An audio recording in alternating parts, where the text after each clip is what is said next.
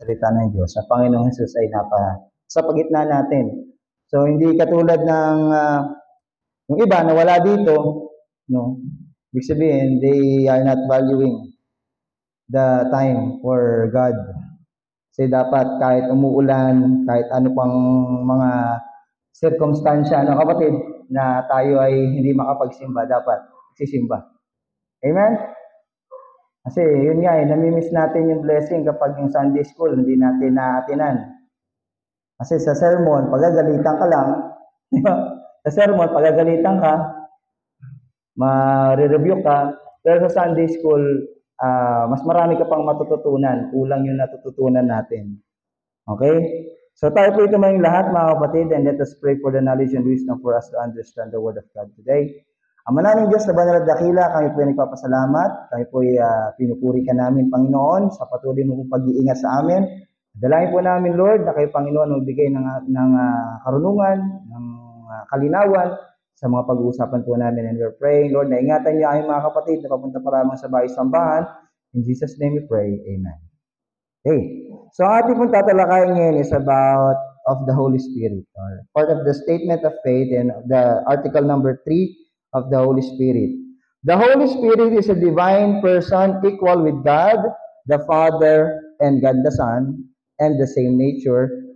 So, alam naman natin na yun. So, tayo dito, matatagal na tayo sa pananampalataya, matagal na tayo sa paglilingkod, and this very doctrine, parang ano na po ito, refresher na lang sa atin para mas maunawaan at hindi tayo nalilihis ng katuruan na yung Holy Spirit, God the Father, and God the Son are the same God.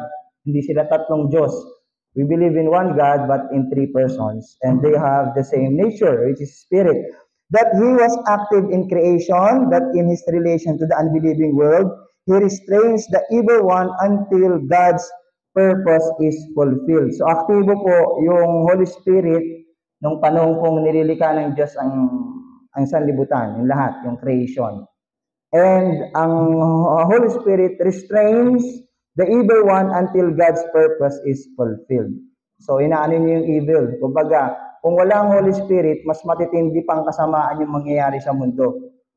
Kung ngayon, nakakaranas tayo ng mga, kumbaga, nakakasalamuha tayo ng mga masasamang tao, may mga kakaibang pangyayari na hindi natin gusto, yan yung mga inaalaw pa ng Diyos. Pero kung once na yung Holy Spirit ay hindi na, kumbaga, hindi na nag-intervene at wala na mag-restrain, mas magiging chaotic na yung mga magaganap sa buhay natin. That He convicts of sin, of judgment, and of righteousness. So yung Holy Spirit yung nagko-convicts. When we say convict, nangungusap.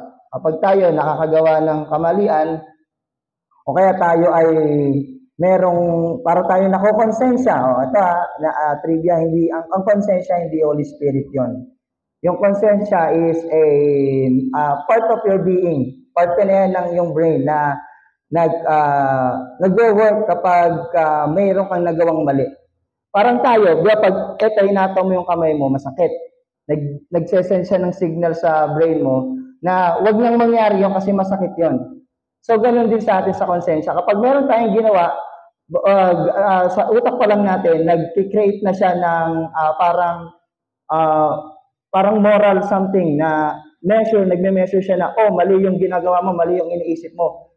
So, yun yung konsensya. And yung Holy Spirit, hindi siya si konsensya. Si Holy Spirit is another, is the God that kumakausap sa'yo na mali yung ginawa mo. Imagine mo, may dalawa ka ng kakampi, yung konsensya mo at saka yung Holy Spirit. Maliwanag? Kasi may iba nagtuturo yung konsensya daw, hindi yung Holy Spirit. Kaya sasabihin, wala kang konsensya. Ibig sabihin, wala kang Holy Spirit. Mali yun. Kasi may mga tao kasi na hindi na nakakonsensya. Halimbawa, ako, manhid na yung katawan, meron tayong tinatawag na masochista, saka sadist. Masochist, saka, ano ba yung isa? Yung nananakit, saka yung nasasaktan. Dalawa yun eh. Masochista, saka sadista. Yun, sadist and masochist. Yung mga gusto magpasakit sa katawan, nag-enjoy sila doon. Yung pain is tolerable na sa kanila. So, yun yung mga tao na gano'n na nilang tinanggap yung pain, hindi na sila tinatablan or nasanay na sila. At gano'n din yung mga taong hindi na tinatablan ng konsensya. Kasi nakasanayan na nilang gawin. Okay? And other thing is, the Holy Spirit. Kaya yung Holy Spirit, mga kapatid, dyan sa dulo, yung Holy Spirit, yung kumakausap sa atin kapag meron tayong nagagawang kamalian. Of judgment and of righteousness. So, yung Holy Spirit, yung nagja-judge, kaya ikaw mismo pala sa sarili mo, kapag nagbabasa ka ng Bible at meron na kwento yung pastor sa harapan or may nagkwento sa iyo na Christian friends, tapos nire-rebuke ka, yung Holy Spirit nag-i-intervene na doon, nagja-judge ka, meron tayong tinatawag na spiritual judgment, yung tamang paraan ng pag-judge sa isang tao at naiintindihan mo na may mali ka, di ba? And of righteousness. So, natutuwid tayo. So, hindi ibig sabihin na halimbawa may nagpayo kay Danica, ang magaling yung nagpapayo, hindi. Kasi kahit anong galing ng speaker, kahit anong galing ng preacher, kung ang tao hindi kinakasihan ng banal na spirito and the person is not allowing the Holy Spirit na mag-intervene sa buhay niya, hindi siya matututo. Hindi siya makakaunawa. Kaya may ibang mga tao nagbabasa ng Bible, sabi nila, magaling ako sa English, magaling ako sa ibang lingwahe, marunong talaga ako niyan, makakaintindi, mas malawak ang pangunawa ako kumpara sa ibang tao. Pero pag binasa nila yung Bible, comprehension lang. Pero yung spiritual intervention, hindi nila nagigets. Matalino lang sila sa theory, matalino lang sila sa explanation, pero yung Holy Spirit, hindi talaga kumikilos sa buhay nila kasi wala nagbabago sa buhay nila. Okay? That He bears witness to the truth of the gospel in preaching and testimony. So kami, nagpipreach, tayo nagsosoul winning, tayo nagsishare, hindi tayo yung malakas doon, hindi tayo yung magaling doon. Ang banal na spirito, yung nagbibigay sa atin ng power to preach, to teach, and to share. Okay? Amen? Kaya, lagi nyo tatandaan, hindi tayo yung magaling. And he bears witness to the truth of the gospel. So, yung mga tinuturo natin, dapat tama, dapat true, hindi yung personal interest or nagtuturo ka lang kasi yun yung gusto mong maintindihan ng tao. Opinionated na yung mga turo mo. Halimbawa, tayo mga tatay, di ba? Minsan tayo, as a father of the family, gusto natin, ayon lang sa gusto natin yung nagaganap sa bahay. So ngayon, may mga ganyang pamilya, meron silang ginagawang rule sa bahay, na dapat na hindi na nila inaalaw yung spiritual intervention. Okay na yung ganito, huwag tayong magsimba kasi hindi naman kailangan sa araw-araw nagsisimba. So, may false doctrine doon. Imagine mo, a family that don't believe in God, a family that don't serve God, di ba? Mahirap yon. So, may mga ganyang pamilya, may mga ganyang pagkakaibigan, may mga ganyang opisina na hindi kumikilala sa Diyos, may mga eskwelahan na hindi kumikilala sa Diyos. So, mahirap yon. Ang totoong, ang Holy Spirit nagtuturo na tama ng hindi kamalian. Okay? That He is the agent in the new birth, that He seals, induces, guides, teaches, witness, sanctifies, and helps the believer. So tayo, tumanggap sa Panginoon. So tatay, ilan taon na po kayong Kristiyano? May 20 na ba? 20 years? May higit na, yan. So, halimbawa, si baby, sino bunso niyo po ba ito? Sino bunso? Ayan. Ilang taon na po siya? 11. Tumanggap na po siya sa Panginoon? Hindi pa. Si Kuya, tumanggap na po sa Panginoon. Si Kuya? Hindi pa, okay. So, halimbawa, tumanggap sa Panginoon ito si Kuya. Ano pangalan mo, Kuya? Mario? Carlo. Kaya si Carlo, tumanggap siya sa Panginoon. Nakilala niya yung Panginoong Jesus. Sabi ni Carlo, alam ko, okay lang na hindi na magsimba eh. Kasi ang pagsisimba, para lang yan sa mababait. Hindi naman ako mabait eh. Hindi ako magsimba. Di ba? Ganun eh. Bakit magsisimba? Boring naman sa simbahan eh. Wala namang, exciting eh. Huwag na magsimba. Ngayon, nakilala ngayon ng totoo ni Carlo, yung Panginoon kasi nakakwento o na-invite siya dito ng nanay at tatay niya.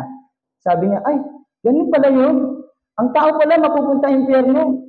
Kapag siya nakakagawa ng mga kasalanan at patuloy niyang ginagawa ng kasalanan niya, sa impyerno pala ang tungo nun. Ngayon, sabi ng Bible, kapag tinanggap niya ang Panginoong Jesus bilang kanyang tagapagligtas, maliligtas pala siya. Sabi ni Carlo, tinanggap mo yung Panginoon. Ngayon, magkikilos na yung Holy Spirit pa lang dun sa mga questions mo. Yung mga parang insights mo na parang dati nagtataka ka doon at meron ngayon naliliwanagan ka na. Yung Holy Spirit yung tumutulong sa mga taong maintindihan yung hindi nila maintindihan dati. Okay? So katulad ko, nung bata ako, nung college ako, first year college, Sinesira na pala ako ng mga kaibigan ko ng gospel, pero di ko talaga tinatanggap. Ayoko talaga kasi nga parang feeling ko nakakababa ng pagkalalaki. Parang pambakla. Ganun yung term ko, ay pambakla lang yan, pang mga baduy yung baduy. Ganon, baduy. Kinorner pa nila ako, yung drummer, kasi nagbabanda ako dati, isang drummer, isang gitarista, sabi niya. Ginawa nila ako kasi mga born again sila eh. Pinipilit talaga nila ako, to the point na pinipilit na. Pilit na talaga, sabi ko, basag trip to mga to, corny nyo. Walang pilitan. Kanya-kanya tayong pananampalataya. Eh ngayon, nalaman nila, nagpapastor na ako, nalaman nila na Kristiyano na rin ako, katulad nila. So, magulat sila. Kasi hindi talaga ang tao ang magpapabago sa tao. Kunyari, pilitin mo, itali mo, igapos mo, lagyan mo ng speaker sa tenga, itapat mo yung mata sa mga biblical or gospel videos, preaching. Kasi ganun yun eh. Meron kasing mga tao na, halimbawa, ito sa psychological situation, pwede mong gawing babae ang isang lalaki, psychologically. Paano? Upo siya dito, sa loob ng 21 days, nandiyan lang siya, manonood siya ng mga ginagawa ng babae, nakatalo siya, hindi siya gagalaw, maririnig niya is yung mga about parang sa tungkol din sa babae. May ganong pag-aaral na ginawa psychologically kasi pinalitan yung kanyang katawan eh. Pinalitan yung pinalitan yung katawan niya, parang pambabae na.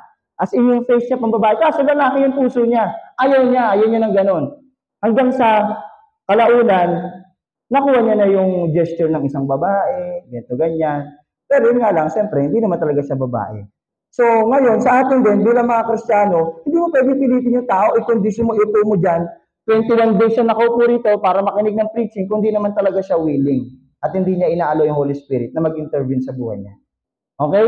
So, kaya tayo, hindi tayo namimilit. Inaantay natin yung sitwasyon o yung pagkakataon and we are praying for someone, yung tao na yun, makakilala sa Diyos na hindi sapilitan. Kasi ang sapilitan, hindi masarap. Di ba kaya nyo bang kainin ang hilaw na mangga? Pilitin mong kagatin? Hindi. Kinakailangan mo ilagay sa kalburo. Tatakluban mo para mainit. Mag-aantay ka pa din. Di ba? Hanggang sa maging okay na yung mangga, pwede nang i-harvest, kainin. Di ba? Amen po ba? So, ganun po yun. The Holy Spirit ay agent in the new birth natin. Kapag tayo tumanggap sa Panginoon, siya yung tumutulong sa atin para tayo ay maipanganak muli. Sabi nga ni Nicodemus kay Jesus Christ, paano ko po ba ma-inherit yung yung kingdom of God? Paano mapunta sa langit? Sabi ni Nicodemo, sabi ni Panginoong Jesus, unless you are born again, di ka magkaroon ng buhay na walang hanggan. Sabi naman ni Nicodemo, kailangan ipanganak akong muli at ilabas sa sinapupunan ng nanay ko uli. So, hindi ganon. Yung ibig sabihin doon, yung Holy Spirit, yung tutulong sa kanya na mas iselyo siya, tinanggap mo sa Panginoon. Sabi ni Carlo, Lord, tinatanggap kita bilang aking tagapagligtas. Hindi ako mapupunta sa langit kundi dahil sa iyo. Seselyon ka ng Holy Spirit. Kasi nakita ka niya. Na-witnessan niya yung ginawa mong decision. Pag-induce, nilalabas niya yung mga pwede mong kayang gawin. Di ba? May mga bagay tayo, dati hindi ako nagpipreach. Ngayon, nagpipreach na ako. Yung Holy Spirit yung nag-i-induce mo, tumutulong sa'yo, may magawa kang hindi mo nagagawa dati ng mga magagandang bagay. Okay? Guides us. May mga gusto tayong mangyari sa buhay natin. You are nag-iisip ka, saan ka mag-aaral? Nag-iisip ka, saan ka church sa atin? Nag-iisip ka kung susunod ka ba sa nanay at tatay mo? Susunod ka ba talaga sa mga barkada mo? So yung Holy Spirit yung mag-guide sa'yo sa mga tamang desisyon.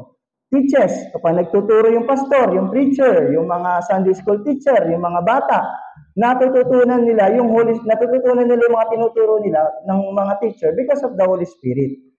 And witness, tumanggap sa Panginoon ulit si Carlo, di ba? Isang beses lang Carlo, ulit ko lang. Si Carlo, tumanggap ulit sa Panginoon. May nakakita sa'yo, yung Holy Spirit. Siya yung witness. Sanctifies. Ngayon, si Carlo ngayon, ligtas na, tumanggap niya sa Panginoon. Ano nang gagawin ni Carlo? Kailangan masanctify siya. Paano siya masanctify? Kailangan maging holy ang kanyang pamumuhay. At yung Holy Spirit, yung tutulong sa'yo, maging holy ka. Halimbawa, ako, lalaki, o kami ni brother, paano kami magiging holy sa aming mga asawa? Huwag kami titingin sa iba. Tumingin, huwag magnasa. Di ba? Huwag magkikipagrelasyon sa ibang babae. Di ba? Yun naman yan Kasi once na nakipagrelasyon ng isang lalaki sa ibang asawa o sa ibang babae, kahit may asawa na siya, di hindi ka na holy kasi na-tarnish na yung katawan, yung sarili, yung isip mo. Sabi nga ng Panginoong Yesus, ang tumingin na may pagkahalay sa ibang babae, di ba, ay pangangalo niya na. So, ibig sabihin, hindi yung gusto ng Holy Spirit. Nalulungkot yung Holy Spirit doon. And sanctifies and helps the believer. Tinutulungan tayo mga mananampalataya. Tayo mga mananampalataya, hindi tayo dapat self-entitled, no? Huwag tayo maging feeling entitled. Hindi porke tayo maalam sa Bible, hindi porke marami na tayong alam sa doktrina, tayo yung magagagaling na, hindi. Ang Holy Spirit pa rin dapat ang ating sandigan sa pagkatuto. Sabi nga kahit nabasa mo na yung Bible from Genesis to Revelation, marami ka pang hindi alam. Kasi hindi naman pwedeng basahin yan. Baka di pa nabasa yung Bible from Genesis to Revelation, di ba? Tapos ang yayabang na. Di ba? So dapat, bago pa man, yung mindset natin, pag tayo naging Kristiyano, palaging humble ka lang. Palaging willing ka lang matuto. Kasi yung Holy Spirit, willing kang turuan. Ngayon, the Holy Spirit relationship with the Father and the Son. Anong relasyon ng Holy Spirit with the Father and the Son? The Holy Spirit is one with the Father and the Son, yet He also distinct. Ito, inuulit ko ulit. Isa lang ang Diyos natin, ha? Ilan po ang Diyos natin? Isa lang po. Pero, merong tatlong persona. Yung persona na yon ay ang Holy Spirit. Ano isa? God the Father and God the Son. Okay? So sila ay distinct. Pag sinabing distinct, may kanya-kanya silang role. May kanya-kanya silang pagkakakilanlan. Meron silang ginagawa na magkakaibang role. Okay? Katulad sa pamilya, di ba tayo? Bawa kami, Sabala family. Sabala kasi pamilya ko ang akin. We are one family. Isa kami, isa lang kami. Pero may tatay, may nanay, may anak. Pero sa Bible, wala pong si Maria, hindi po yan na Holy Mother, ha? Hindi po yan, walang ganon. God the Father. Kasi sa ibang katuruan, ginawa na nilang Diyos si Maria Sinanctify na nila, ginawa na nilang Holy Mother ni Jesus, di ba? Hindi pwede, hindi ganon. Okay? Ang holy lang is si Holy Spirit, si God the Father, and God the Son. Okay? The Holy Spirit is called a person and does the works of a person. So, pag sinabing person, meron siyang katangian, meron siyang personalidad. Pwede ba nating sabihin ang kahoy ay persona? Hindi. Kasi wala siyang personalidad Hindi siya nagsasalita, wala siyang pagkakakilanlan, isa lang siyang bagay, na walang buhay. Ang Holy Spirit may buhay. Ang Holy Spirit may pagkakakilanlan. Nakikilala siya ng ating sarili. Pag tayo may espiritu, yung espiritu din na makakilala sa espiritu. Kaya nga nagtatanong yung iba, bakit kailangan pa ng rebulto para maglingkod? Di ba? Sabihin ng isang miyembro, sabihin niya, ng relihiyon na yon, hindi naman kami sumasamba sa rebulto. Yung rebulto ay isa lamang pagpapakita na pag kami sumasamba sa Diyos, may nakikita kami. Mahirap yun. Mahirap po yun. Kasi sabi ng Biblia, God is Spirit, and he that worship Him must worship Him in spirit and in truth. So kung ang Diyos ay Espiritu at hindi nakikita, sumamba ka rin ayon sa Espiritu at katotohanan. Tayo, may Espiritu tayo. Kaya yung Espiritu rin ang makakakilala sa Espiritu. Maliwanag? Yung Espiritu, paano ko makita? Hindi mo nga makita kasi nga Espiritu nga Hindi siya makita ng naked eye. Okay? The Holy Spirit has His own feelings according to Ephesians 4:20. Yung Holy Spirit may sariling damdamin. Kapag tayo gumagawa ng mga mali, nalulungkot siya. Nasasaktan siya. Okay? Kung tayo nga nasasaktan, tayo sensitibo. Kung tayo mahilig tayo magtampo. Yung Holy Spirit nagtatampo din yan. Umiiyak, nasasaktan. The Holy Spirit has His own will according to Acts chapter 13 verse 2. May will yung Holy Spirit, meron siyang gustong ipagawa sa iyo. Maliwanag? Kaya tayo, pag tinatanong niyo yung sarili ninyo, ba't wala nangyayari sa buhay mo? You are not allowing the Holy Spirit na gawin yung will niya. Kasi yung Holy Spirit is God. Yung will ng Diyos, ayaw mong gawin. Kaya wala nangyayari sa iyo. Amen? Laging tatandaan, ang gusto ng Diyos sa iyo, hindi lang naman magsimba ka dito. Hindi lang yun. Kailangan maging mabuti kang anak. Kailangan maging mabuti kang asawa. Maging mabuting empleyado. Maging mabuting estudyante. Maging mabuting guro. Maging mabuting mamamayan. Maging mabuting leader ng isang bayan. Di ba? Ibig sabihin, ang Diyos ay hindi nakalimita lang sa isang simbahan. Lahat ay gusto niyang pangunahan. Amen? Ayaw lang natin magpasailalim. No?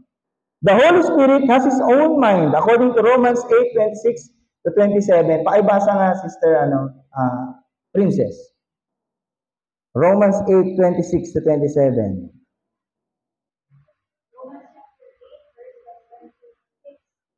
Likewise, the Spirit also helps us our infirmities, for we know not what we should pray for us, but the Spirit itself maketh intercession for us with groanings that cannot be uttered. And He that searcheth the hearts knoweth what is the mind of the Spirit, because He maketh intercession for the saints according to the will. Ayan, oh. And he that searcheth the hearts knoweth what is the mind of the Spirit, because He maketh intercession for the saints according to the will of God. Oh, kung tayo pa lang kung iniisip mo, wala nagpe-pray para sa'yo. Yung Holy Spirit, nag-iisip siya Pag may nangyayari sa'yo, alam niya yung gagawin niya. Nag-i-intercede siya, namamagitan siya sa'yo sa Panginoon. Di ba?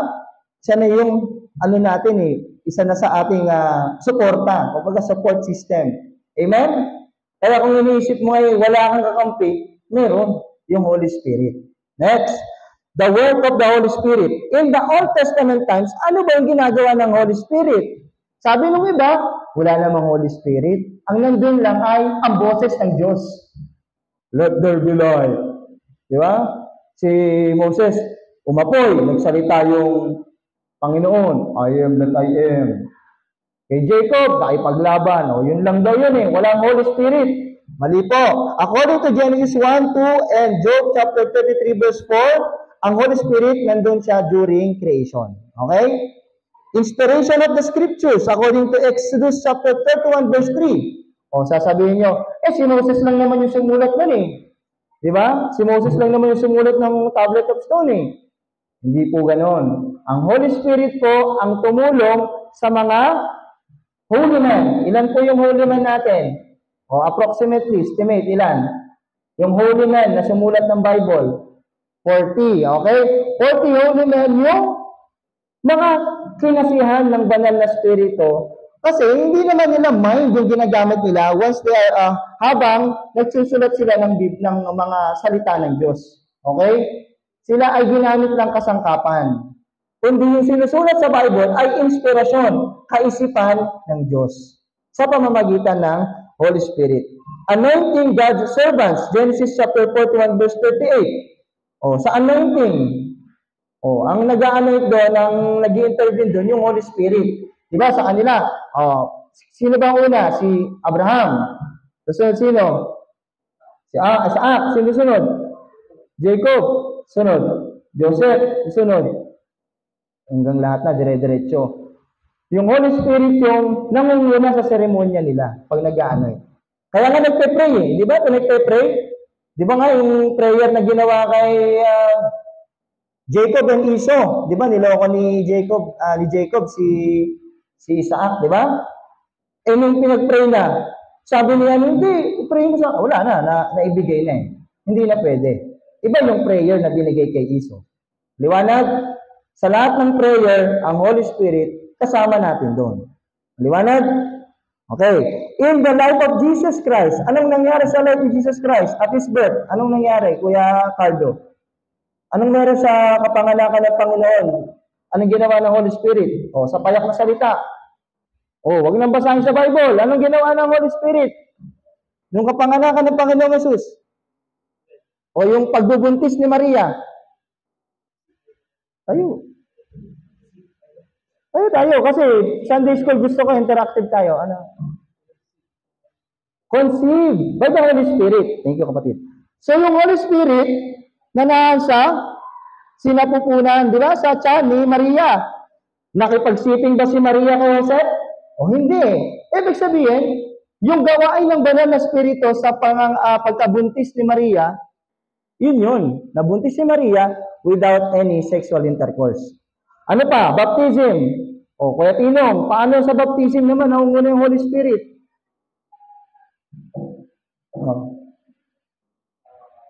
Sige, payak na salita. Pero makikita yan sa Matthew 3 verse 16. Sige, tingnan mo na.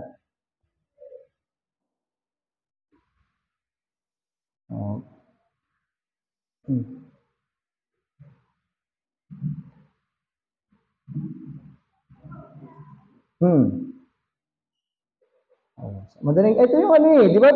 Binautis mo si Jesus? Ano ginawa ng Holy Spirit? Lumitaw, di ba? Witness siya dun. Kasama siya dun. Di ba? Kaya pag binautis mo ang tao, witness ang tatlong persona. Tinanggap mo yung Panginoong Jesus bilang tagapagligtas, kasama kang namatay, inilibing at muling nabuhay, at yung Diyos Ama, ang Espiritu, alam nila lahat ng ginawa mo. Amen? In His miracles, anong ginawa ng Panginoon sa mga mirakulo niya? Magbigay kayo ng isang miracle, si Kaykay. Tama ba? Kaykay? Si Kaykay, magbigay kayo ng isang miracle na ginawa ng Panginoong Jesus. Miracle, hindi nakakalimutan na. Tinuturo pa lang sa bata di ba? Isa lang. Miracle na ginawa ng Panginoong Jesus. Si Danica, isang miracle na ginawa ng Panginoong Jesus. Di ba? Yun, napakakaiba nun, di ba? Yung patay na buhay. Di ba? Pinatayo lang ni Jesus Natutulog lang yan, patayuin mo. Anak ni Jairo tutulog lang yan tumayo. Di ba? Yung Holy Spirit yun, kapangyarihan ng Panginoon. No? Ano pa? His teaching, Acts chapter 1 verse 2. Ang Panginoon, marami na evidence pag may nagtuturo ang Panginoong Jesus, di ba? Yung mga apostol, pag nagsasalita yung mga apostol sa mga tao, namamarvel sila, namamangha, na-amaze. Kasi yung Holy Spirit yun. Alam mo, may nagpipreach dito, natutuwa kayo, iinganyo kayo, nakakot yung attention nyo. Holy Spirit yun. Ngayon, sasabihin ng isa, diyan ko na, kasi ang boring. Walang Holy Spirit yun. Mali po yun, ha? Kasi ang nangyayari sa'yo, tinitignan mo na yung personal preference mo. Kasi may mga tao na ayaw niyang makinig sa medyo soft voice. Yung iba naman, na-enjoy kapag power voice. Magkaiba yon. Kasi personal mong perspective yon. Ang food, pakinig, ang pagkain, isang adobo, isang pakbet. Pag kinain, parehas, nakakabusog. Pero lahat ba kayo kumakain ng pakbet? Hindi, di ba? Pero pag kinain mo yun, ganun din naman yung sustansya makukuha mo. Amen? Pagkain kailangan ng katawan. Ibig sabihin, lahat na nagpipreach dito, makinig, sasabihin niba, di lahat. Kasi iba dyan nagpipreach kasi may gusto lang siraan, may gusto tirahin. No? Who knows? Personal mo yun. Nasa kanyang pananagutan na yun. The time that you decide na mag-preach sa pulpit, hindi po madaling desisyon yun. Maliwanag? Palagi lang natin sasabihin, siguro may tinitira siya, siguro may dahilan siya, blah, blah, blah, and so forth. It's your own thought. Because you're not asking the person itself. Di ba? Hindi tinatanong yun Sarili nyo lang yun. Perspective nyo lang yun. Hinuhulaan nyo lang yun at mali ka doon. That is false judgment. Maliwanag? Tanungin mo siya, bakit mo sinabi yun? Di masasagot niya, matatanong, malalaman mo kung bakit mo. Hindi ma-discern mo if that person is really driven by the Holy Spirit. Amen? Amen po ba? O kahit sa atin, sa pagpapayo, sa pakikipag-usap, sa pagiging tatay, sa pagiging nanay, mapipil mo o malalaman mo ang isang magulang is driven by the Holy Spirit. Namamalo. Ay, ang sama naman ng nanay. Namamalo. Hindi ganyan ba yung Kristiyano? Sa Bible, namamalo dapat Di ba? Paluin mo. Driven by the Holy Spirit. Sinuntok mo sa baho ng umuulo. Ay, hindi yun. Hindi po palo yun. Maltrato yun. Hindi yun driven by the Holy Spirit. Tama? Hello? Amen? Kasi minsan, hindi nyo naman napapansin Ay, ano pala yun, Holy Spirit? Kasi hindi mo naman kasi talaga pinapansin ang Holy Spirit. Tama po ba? Pag nag-exam ka, napipil mo ba yung Holy Spirit? Hindi. Kasi hindi mo siya nire-recognize. Even God, you didn't recognize yung God pagka sumahod. Hello? Sahod na naman, tithes. Diyos niyo, Marimar. Kung makukuha ko lang ng buo yung sahod ko, walang kaltas. See? Marirecognize mo lang yung Diyos kapag may kakaltasin sa'yo. O may contribution sa church. O yung hirap pagpupunta ka sa simbahan. Pero yung mga tao totoong nagmamahal sa Diyos, palaging transparent sa kanilang Panginoon, palaging nilang damang-dama. Feel na feel nila yung presence ng Holy Spirit, yung God the Father and God the Son sa buhay nila. Next, in His temptation, o ang Panginoon, natempt po siya, tinempt po siya ng Diablo. O anong ginawa ng Holy Spirit? Tinulungan siya, labanan yung mga temptation. Tayo, pag na-tempt, talo tayo. Bakit? Hindi mo kasi pinansin yung Holy Spirit. Kaya kanina nga lang ako, asawa ko. Ito na, illustration na. Yung asawa ko, sabi niya sa akin, Daddy, magdala ka ng tsinelas. Ayoko ang hassle. Magdala ka, mabaha na doon, hindi na katulad dati. Ayoko, ang corny. Ayoko magdala ng tsinelas. Nadang bit-bit, mabasa-basa pa yun. Ang lolo mo, bida-bida, talagang umalis. Pagtingin ko, bahang-baha. Binuhat ako ng tatay ko, nagpapasan ako sa tatay ko, pasan mo ako, parang ito kalayo lang, hanggang doon lang, kasi baha doon. Paglabas ko, mas baha pala doon. Sabi ko, siyempre, may pride eh. May pride ka, parang ayaw mo sabihin sa asawa mo, Mami, dala mo akong tsinelas. Kasi, inamindigan mo eh. Wala. Sumakay ako ng tricycle, pababa, para makatawid ako doon sa baha. See? Ganyan madalas ang Holy Spirit. Hindi mo siya pinapansin. Ayaw mo siya pansinin. Kasi pili mo kaya mo na. Ang ending, hindi mo pala kaya. Kailangan mo pa talagang makinig. Tama? Amen? So, in the life of, in His resurrection, yung Panginoong Jesus, nung siya po ay namatay at muling nabuhay. Holy Spirit po yun. Okay? Next, in the life of the unsaved, convicting and drawing men to Christ. Mga ate, mga kuya, sino po rito yung active, nagsa-soul winning? Active, nagsa-soul win. Chismosa na lang, chismosa. Pero ang chinichismis ang Panginoon. Sino rito? Wala. Dapat maging chismosa kayo, ha?